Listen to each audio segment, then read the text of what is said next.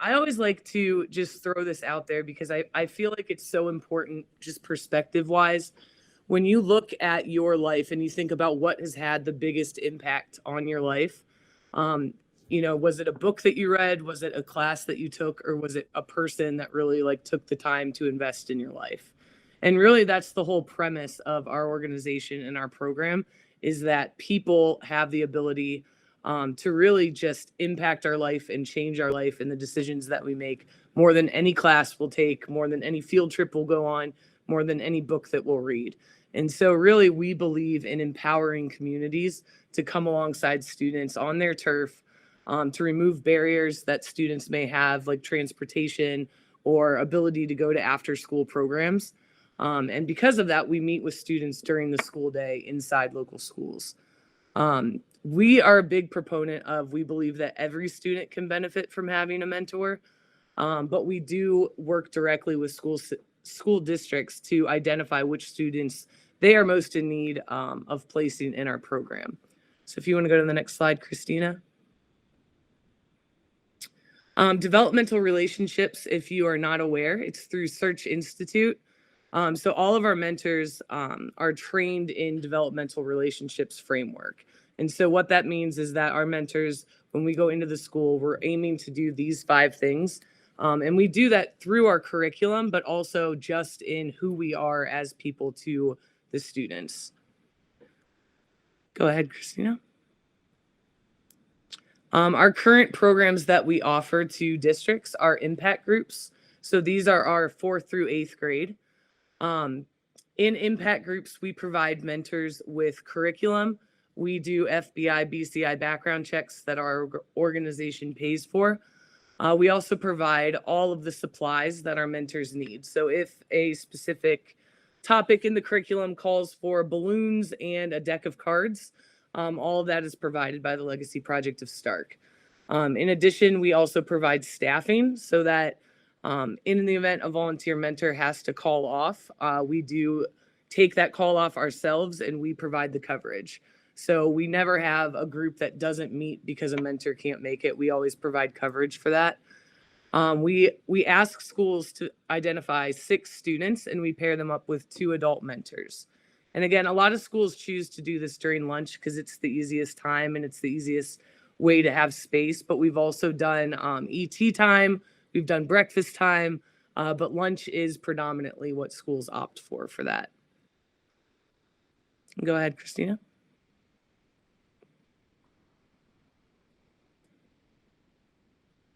Is that the slide you want? Yeah. So the other program that we offer is True Swag, and that is 9th through 12th. So that is something that Massillon City Schools asked us to pilot this year because a lot of our kids were growing out of the impact program, and they saw a need for these True Swag groups. So again, we work with the school's care team to identify the kids that they would like placed in the groups. And 2 mentors come in and meet with 6 students. You can go ahead, Christina. So looking at that map, that shows you where our mentors, where you can find them right now in the 2022-2023 school year. So we have mentors going into all of those local school districts. We also own a facility in Western Massillon called the 708, where we provide community-based mentorship programs and leadership opportunities for students and families. The one center is in Canton, and that is a place where we're able to meet with students during weekends and during after school hours. And Malone University is a space that is offered just a space that we can meet with kids in the community in Eastern Stark County. So for the homeless initiative, this was something that Massillon came to us this year and approached us with and asked us to pilot. And with that, it's very similar. We go into the schools and we work alongside every student that is identified as homeless in the Massillon City School District. So that's K through 12.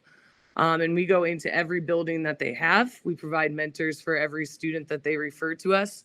And the goals of our program and our time with these kiddos is that we would establish trust with the kids, that we would identify the specific goals that those students would have.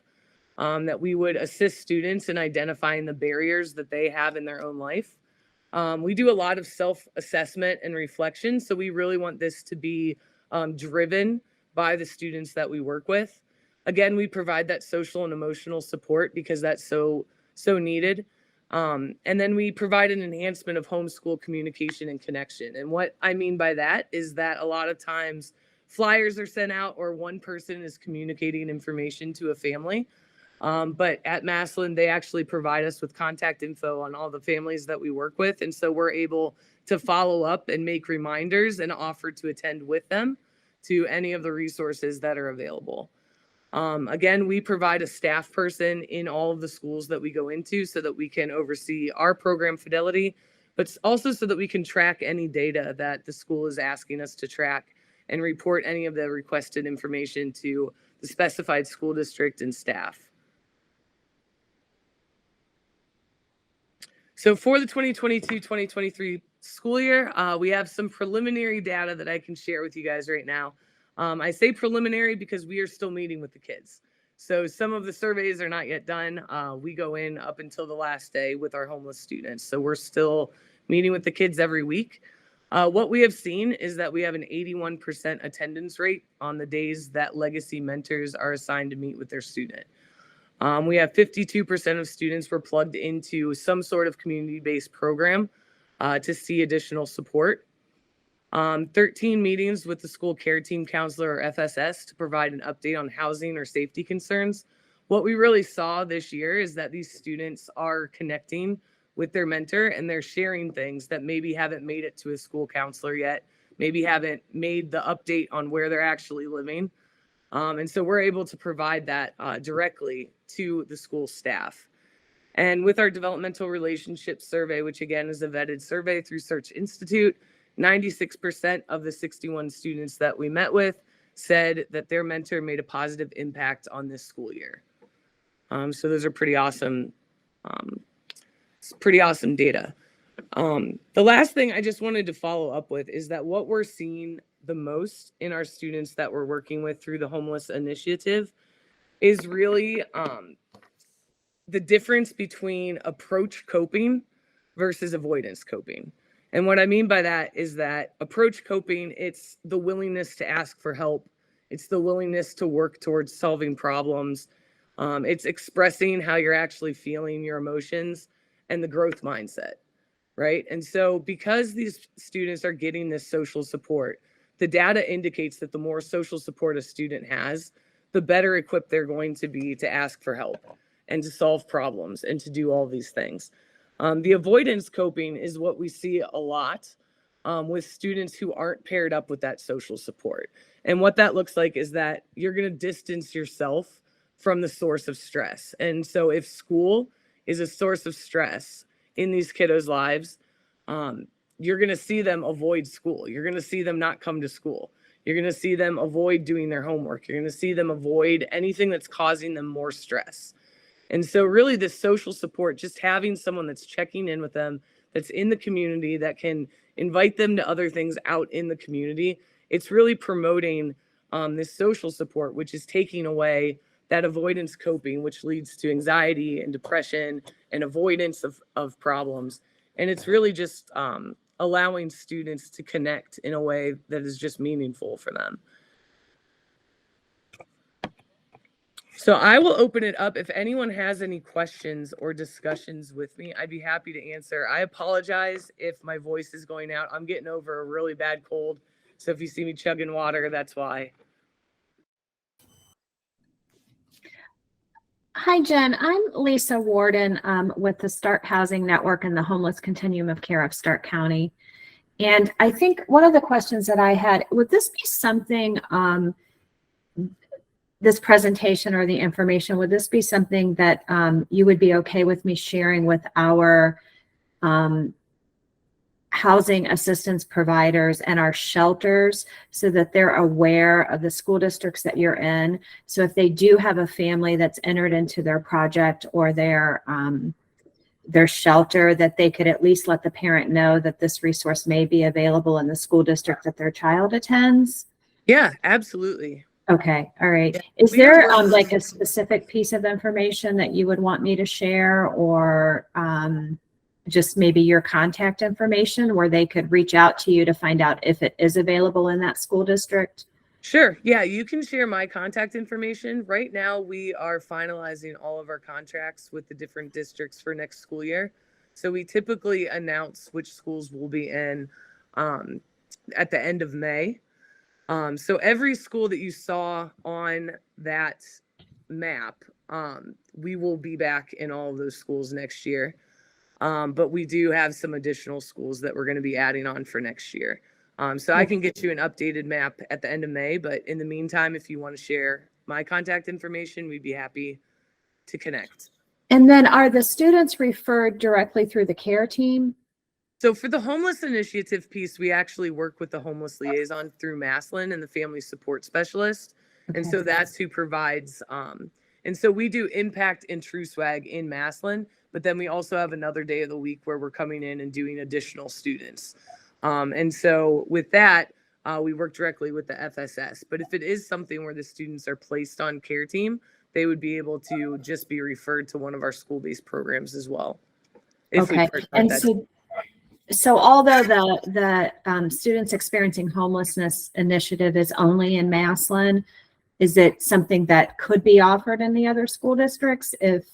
Yeah, so we are open to expanding it. Like I said, this year it was a unique request from Maslin. They asked us, we've been in Maslin now for about 7 years. And so it was something where we were already providing mentoring services. It was something they were looking to expand. And so they actually worked with us.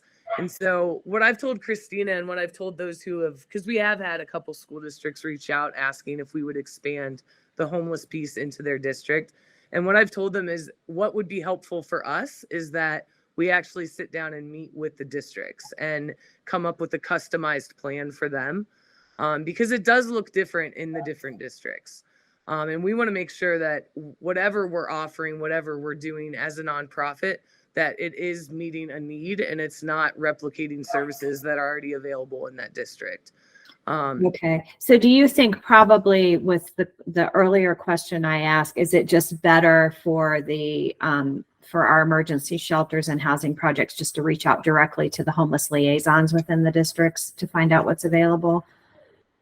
Yeah, I mean, they could do that, or if they're interested, they can reach out to me. And, if it's something where the shelters or, the housing places that you're talking about, if it's something where there's a big need, we wouldn't be against reaching out to the schools directly and saying, hey, there's a need and, maybe we need to sit down. So if it's something where we're not somewhere where you need us to be, we can definitely take that first step and reach out first. Okay. All right. And I think the reason I was asking is just more for that connection piece so that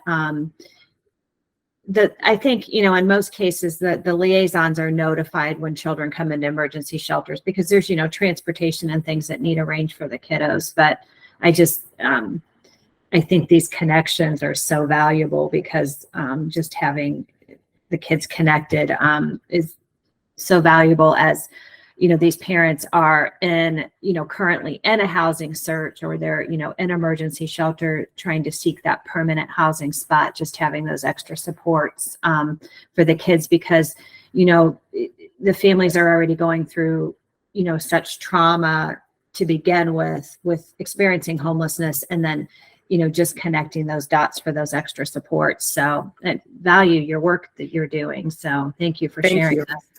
Yeah, and one of our heart is really, so we recruit mentors. That's basically my full-time job is to go out and recruit mentors and develop the programs and form partnerships. But the mentors that we place in the homeless initiative have the understanding that if that student transfers to another school in Stark County, that our hope would be that that mentor would follow them. And so we've had several students this year that have transferred to another district and that mentor has gone to the other district just to kind of help ease that transition. And that's really our heart and our hope is that we would find people that would be willing to work specifically with that kiddo and go where they go. That's great. And that presentation, as well as Jen's contact information, is all in the agenda for you to reference later. Does anyone else have questions?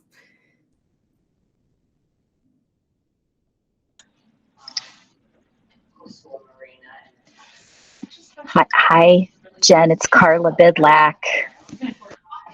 I just had more of a comment. I love working with Jen. Jen and I have collaborated with Suicide Prevention Coalition, and I just love the work that you're doing, Jen. And I just want to say thank you. Thank you for just being so proactive in serving our students. Thanks, Carla. Yeah, I love this partnership that you guys have with Maslin, because we're not going to be able to resolve every housing situation. We're not always going to be able to eliminate that stressor for students, but it's definitely adding a protective factor there.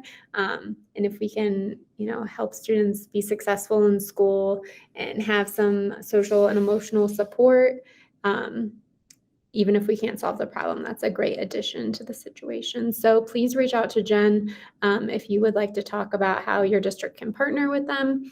Her contact information is there, or if you have any questions, throw them in the chat as you think of them. We'll make sure they get to Jen.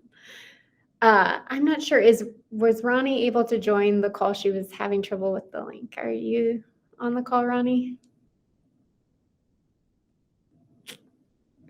Doesn't seem like it. Okay, well, Ronnie is from Alliance for Children and Family. She was going to join us today, and Patty is familiar with the organization as well, so please jump in, Patty, as I'm sharing the information that she gave us for the agenda. Alliance for Children and Family, they started an initiative this year as well that provides case management and housing navigation for students and families experiencing homelessness. I've linked their website here, as well as a copy of their flyer that you can post around your district for families or staff to reach out if there is a student in need.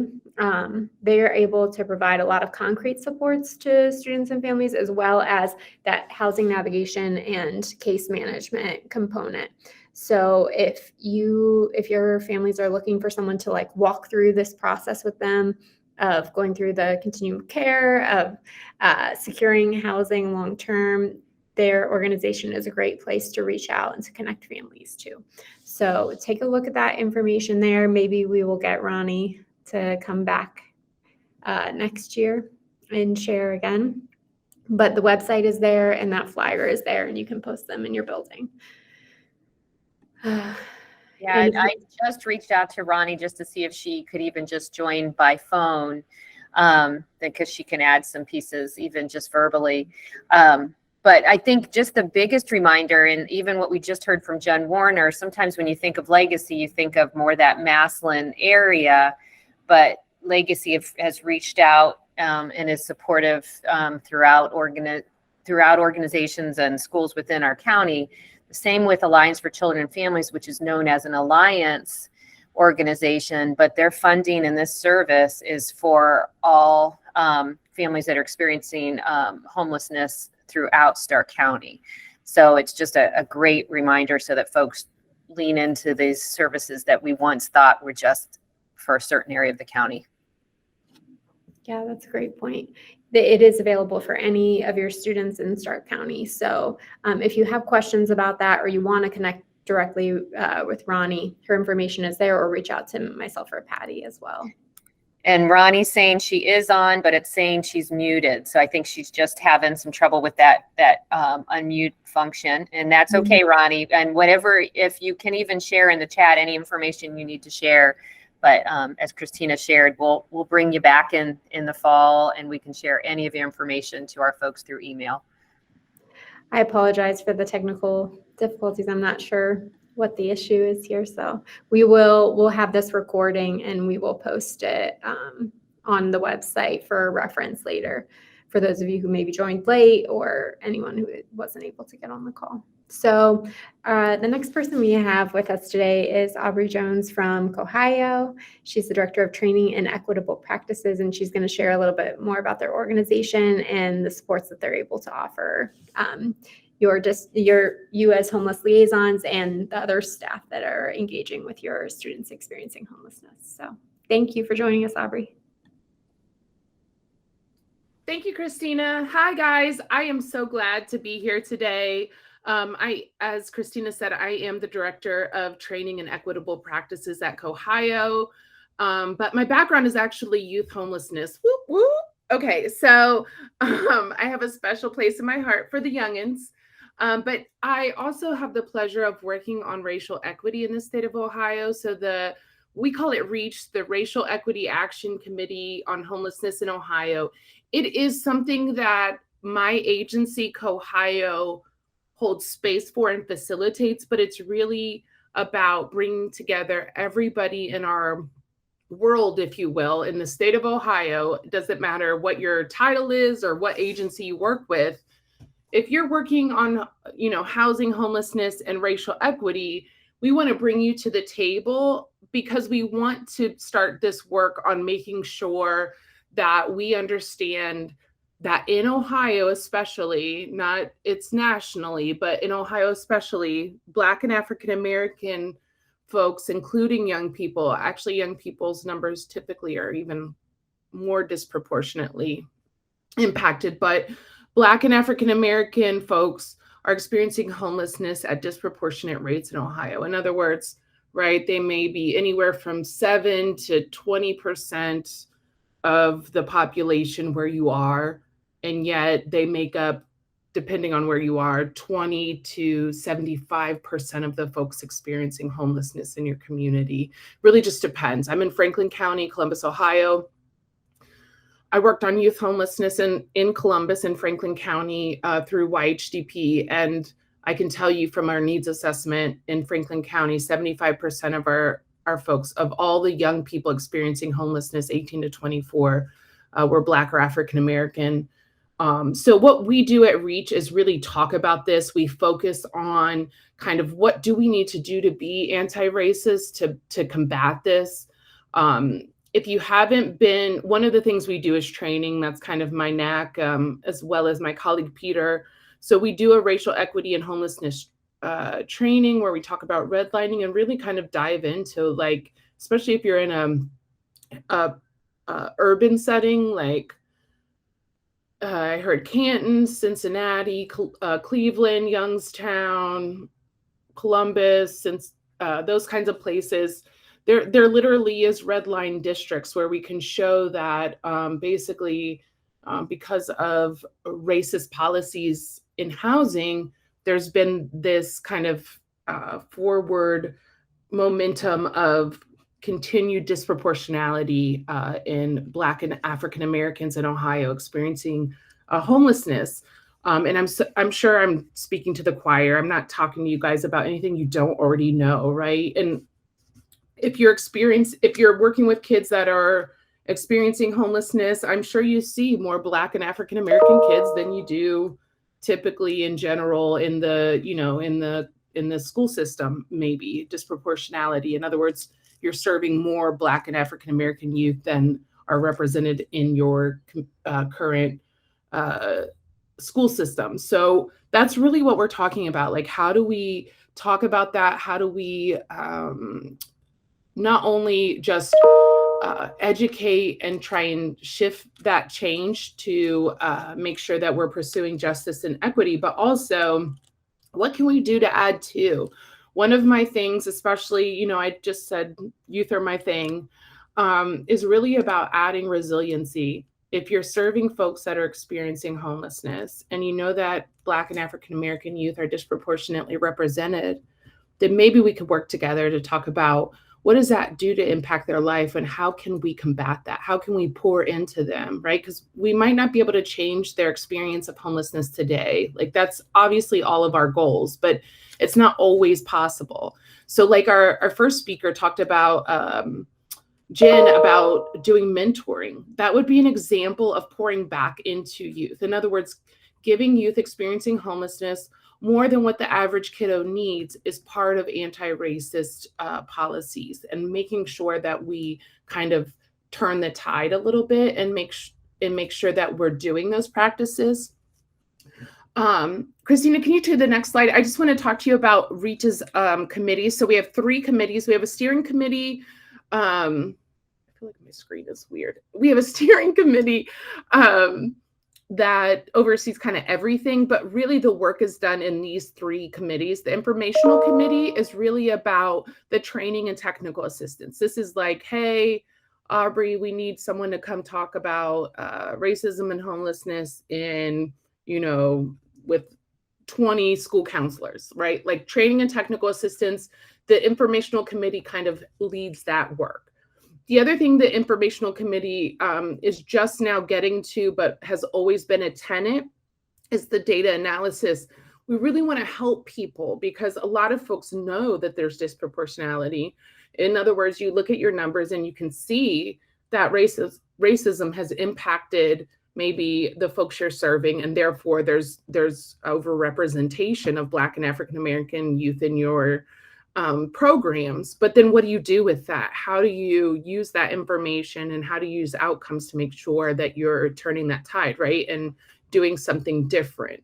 I mean, really that's what racial equity is about, is doing something different, trying something different, not doing the same thing that we've been doing when we know for a fact that that's not equitable or working. The second committee is the organizational committee. And this committee really focuses on making sure that you bring talent and skills to your organization that are equitable, that are racially diverse, that are making sure that your organization is operating in a way that then honors people's lived experience. One of the things that we do, for example, in our kind of homelessness world is we've really started as a best practice to incorporate people with lived experience, people who have experienced homelessness. You guys may work with people that are on youth action boards. These are YABs. Every single community that has YHDP funding for homelessness has a youth action board committee.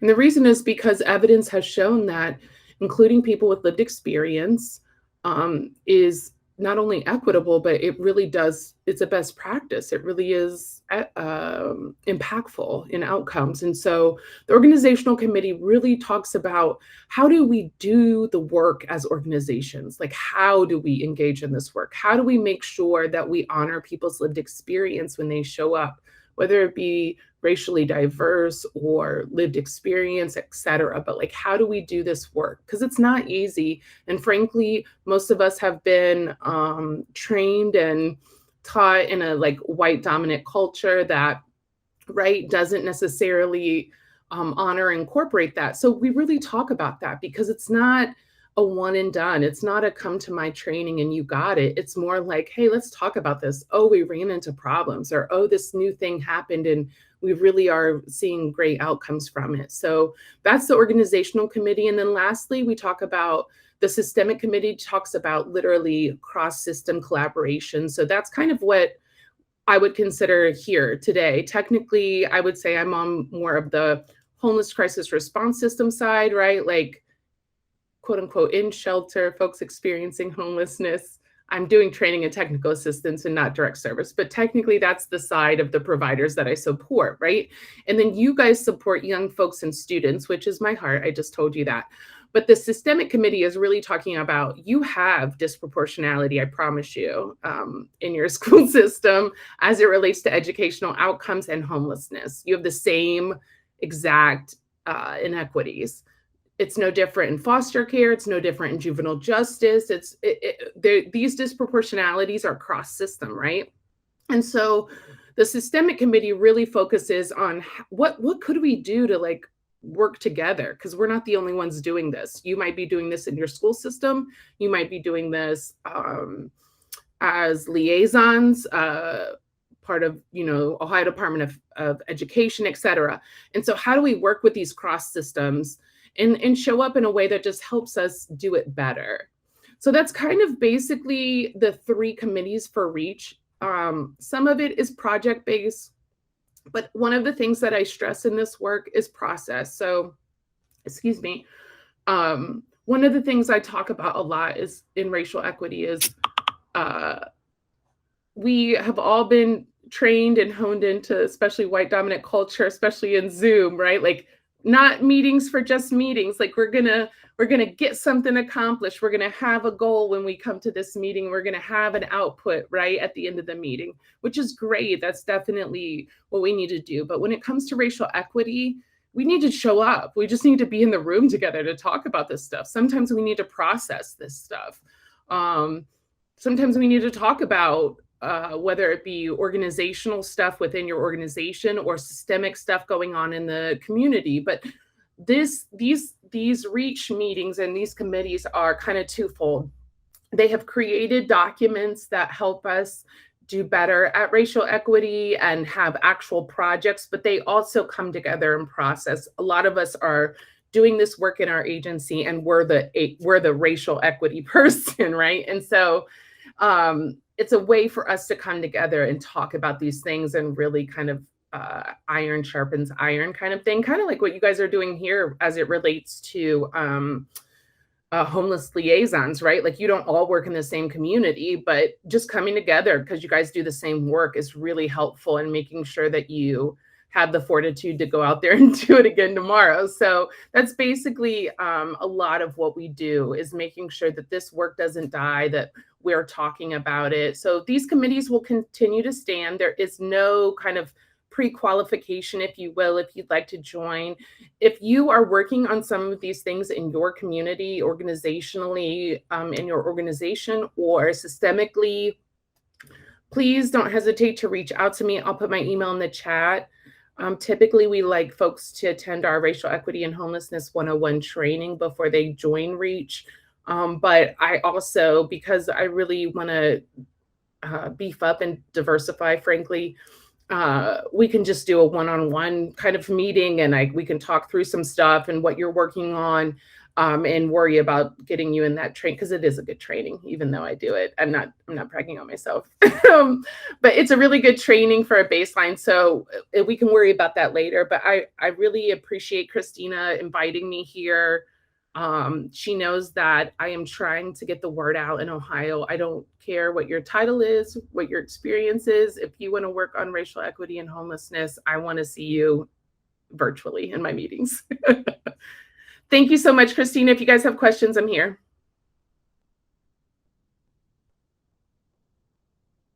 Thank you. Does anyone have any questions for Aubrey regarding REACH? I have some other links there. Ohio is a wealth of information that can support all the work you're doing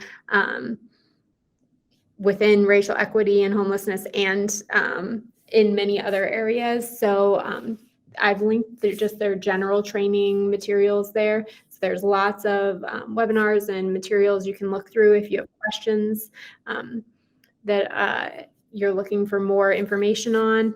Also, Ohio, and please interrupt me if I mess this up, Aubrey, but has a partnership this year with the Ohio Department of Education to provide technical support, like individual technical support in your role as a homeless liaison in your district. So we understand that the McKinney-Vento laws that can be confusing. Every situation looks different, and they are able to provide one-on-one technical assistance for any situation that your district is looking at, and making sure that you are compliant within that law and that you're serving students with best practices. So I have linked that that email there that you can contact them directly for support. So did I mess any of that up? Do you have anything to add, Aubrey? No, that's perfect. I definitely want to plug that. We have a whole youth initiative department that I'm not part of, but that works very much closely with whatever you guys need. And please reach out to that email. If it's regarding racial equity, you can reach out to me directly. But if it's anything regarding training, I would definitely do the homeless education one. It doesn't mean I won't show up. It just it just means that it'll go through the right funnel. We have a whole youth initiative team that are experts in this stuff. Awesome. And I just want to give a quick shout out to Aubrey. I have the pleasure of serving on the REACH Informational Committee, and just the work that Aubrey and Peter are doing is just amazing. And at the Homeless Continuum of Care of Stark County, I don't know if Christina has mentioned this in the past, but we have formed an equity core team around our coordinated entry system, where we have persons with lived experience serving on that committee for us to really look at the racial disparities that are going through our coordinated entry system and how we take some of that data and start to make some informed changes. And Christina serves on that committee. So I just wanted to tie all that in. I just wanted to let everyone know that, the Homeless Continuum of Care and the Educational Service Center and Co-Ohio, we are all working collaboratively to combat a lot of these disparities that we're seeing in systems across Stark County. So just wanted to give that plug. Thank you. Thanks, Lisa. And if any questions come up as we go through the rest of the agenda here, just put them in the chat and we'll make sure that we get them to the right place and get you answers. So thank you so much, Aubrey, for joining us. I really appreciate the information. So next on the agenda are just some reminders. So first, I want to encourage everyone to make sure you're connecting with your district's EL coordinators or Title III coordinators. There's a huge intersection between your English learners and homelessness. So often these students are going to fall in both categories, and then there's that language divide that makes it even more difficult to identify them. Plus, in some situations, there may be documentation issues that would make students leery to disclose their living situation. So make sure you're touching base with your EL coordinators, your EL staff, your teachers who have more direct relationships with those students, so that those students are able to access the supports that are available to them, because they are experiencing homelessness as well. If they're doubled up, if they are unaccompanied, make sure that you are identifying those students in that population. So next, I wanted to, I put a link in the agenda for some posters. We shared them before, making sure that you're putting up information about parental and family rights, education rights.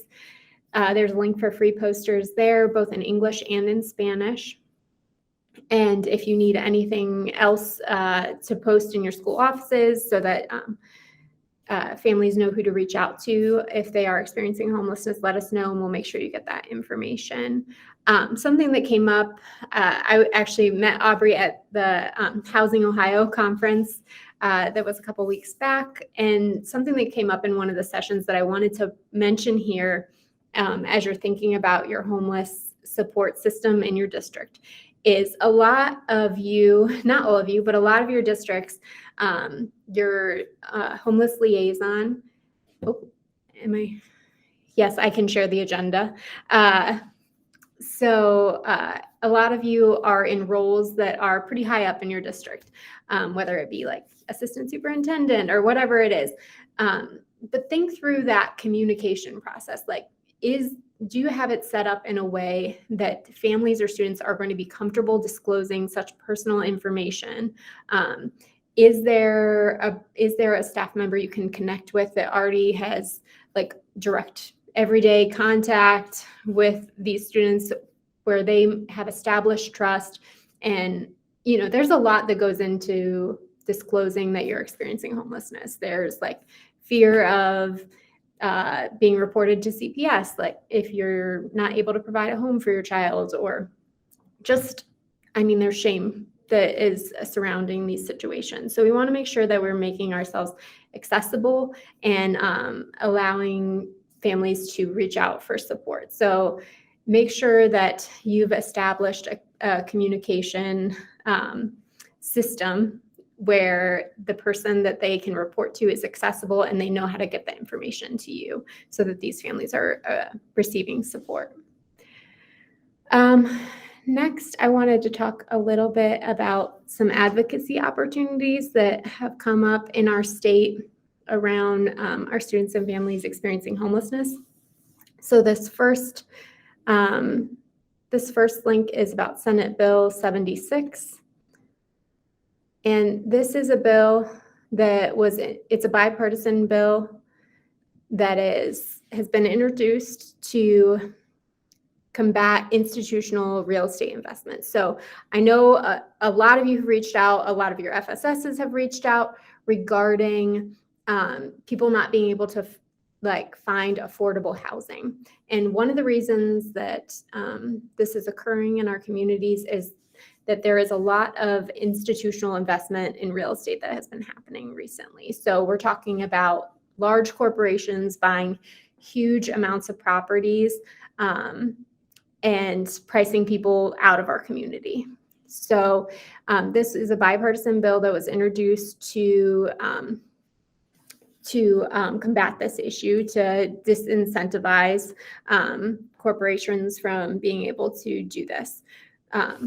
So take a look at the information. I've linked both the bill's status and also, I'll share this as well, and also an analysis of the bill so it can tell you what they're proposing. It's a tax on every property over 50 properties, and it also has an additional element of transparency. So it would require that these corporations disclose who owns the properties, because right now they are basically ghosts. So in a meeting with the health department earlier this week, they were discussing that the city is having trouble enforcing any kind of property laws as far as creating livable homes that people are renting, because they cannot find the people who own these properties. They don't have to say who they are. They are ghosts, basically, as far as enforcement goes. So this bill is trying to look at both of those angles, and you're able to provide both proponent or opponent testimony on this bill. So contact your legislator, and yeah, please get involved. And the next bill is going to be House Bill 7. And this is a bill that's funding a lot of programs that are supporting your vulnerable students and families, including students and families experiencing homelessness. There is funds available in this bill for both Healthy Beginnings at Home and for Help Me Grow. So Healthy Beginnings at Home is a program that provides housing support for mothers and children. So research and data has shown that there is a huge link between infant mortality and homelessness or housing insecurity. And this program specifically aids in funding support for affordable housing for moms and babies. Also, Help Me Grow is part of this funding, and they offer home visiting for moms prenatally through age 3, and they are able to provide case management that supports abuse and neglect prevention and housing supports and any need that might come up for families. So if you have a school-age child who is experiencing homelessness, but they've got a younger child, these are great programs to refer them to. So make sure your FSS, your Homeless Liaison, they have this information and they are able to share that with appropriate families. And take a look at that information on the bill. And again, you are able to offer support opponent or proponent testimony in support of these bills, but they directly impact your families that you're serving. And they are all being discussed right now in the House and the Senate. So please take a look if you are able to. Does anyone have any questions about any of that? I feel like I sped through it a little bit. Okay. Finally, again, I want to say, please take a look at that attendance and evaluation link, and let us know if you will be continuing on in your role as homeless liaison or if someone else will be next year, and provide their information there. Also, when you complete that link, then you go on my list to receive a certificate that you can count as part of your training hours as well. So please click on that link there. It's a short survey. There is next year's homeless liaison dates. Put them in your calendar and let us know if there is any way that we can support you. Reach out at any time, email or phone. I would love to work with you and create more supports for your district around your students and families experiencing homelessness. So let me know if you have any questions, and we're going to get out of here early today. So I appreciate all your time.